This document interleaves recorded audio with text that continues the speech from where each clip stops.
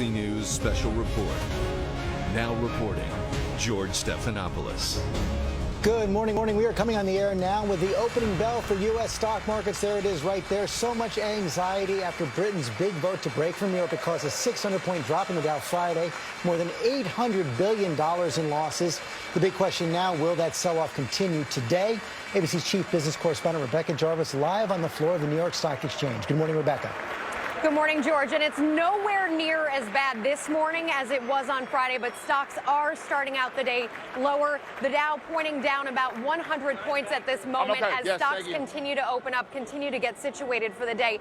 The key question on Wall Street's mind this morning, and I've been talking to a number of veteran traders here on the floor, the key question on their mind is who's next? Could there be others that follow in Britain's footsteps in Europe? In their view, that would create a much larger economic question for the entire globe than the question before it right now, which is, what is Britain's future? What is our trading future with Britain?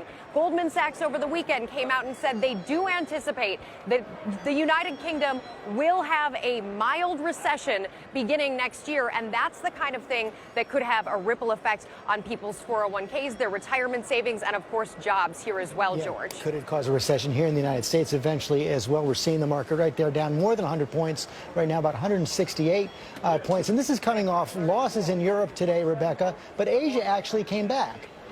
Asia came back, but what's very interesting in Asia is that Japan had been pummeled, much worse than even other markets. The Nikkei there on Friday was down 8%, so you are seeing a little bit of a lift in Asia, but still, this is a market that is very much uncertain about what comes next. We're in uncharted territory. There is no blueprint for this, and there's a gauge here on Wall Street to judge the level of fear, the level of volatility. That hit 49% higher on Friday, George. You can tell that the volatility is going to continue here today. No question. Market down a little more than 1% right now. Rebecca Jarvis, thanks very much. We're going to return now to regular programming. For many of you, that's Good Morning America. And you can get the latest news anytime on abcnews.com, plus a full wrap-up tonight on World News. Have a good day. This has been a special report from ABC News.